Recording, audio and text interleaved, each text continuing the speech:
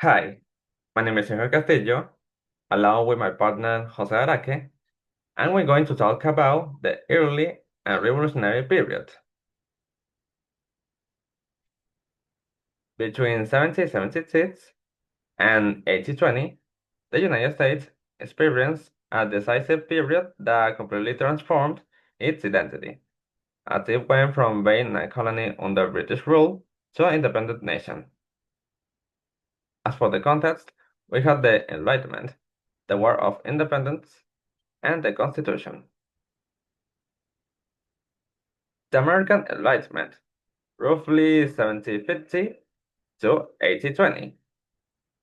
Inspired by the European Enlightenment, the colonies began to move away from religious dogma and start to rely on reason, science, and natural rights as the driving forces to progress.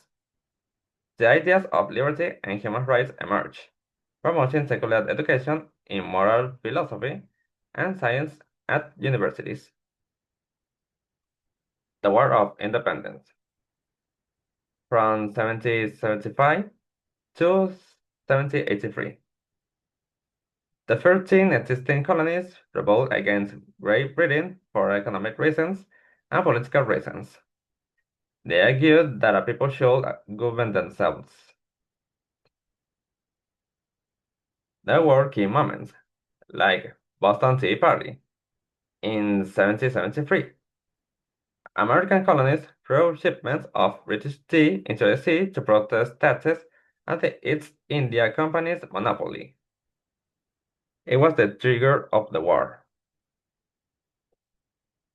Declaration of Independence drafted by Thomas Jefferson in 1776. It proclaimed that all men possess natural rights, life, liberty, and the pursuit of happiness. Battles of Saratoga in 1778 and Georgetown in 1781. They secured the victory. Treaty of Paris in 1783. There was recognition of independence. And the birth of a new nation. The Constitution of the Constitution of 1787 established a republican and federal system with separation of powers and guarantees of rights. Now, for the philosophy, rationalism and deism marked the era.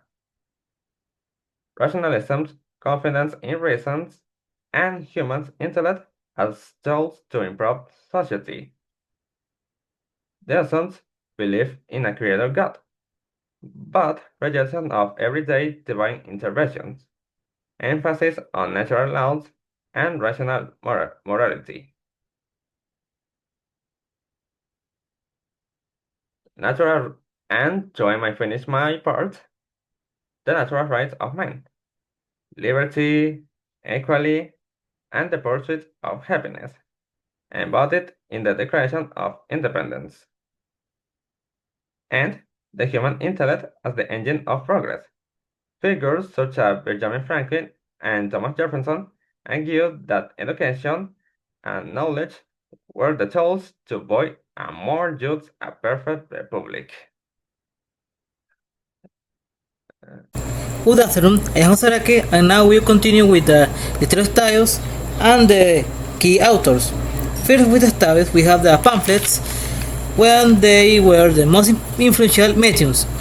Short, inexpensive, and written to be accessible to everyone. The rhetoric of prison, writers act not like prophets, but as observers presenting evidence. Oratory, it was the bridge between the intellectual thought and physical actions, where this used the rationalism into emotional actions. When we talk about the key author, we have Thomas Paine.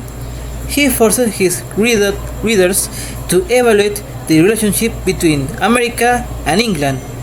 This one with originally the last country. Thomas Jefferson. He utilizes deductive logic like a founding father. Major promise. It was a self-evident truth that all men have unalienable rights. Minor premise. The king is a menace for these rights. Washington Irving. Beyond Sleepy Hollow, he is crucial because he was one of the first writers to prove that American letters could be sophisticated, using folklore to create a sense of history for a new nation. Thanks for watching.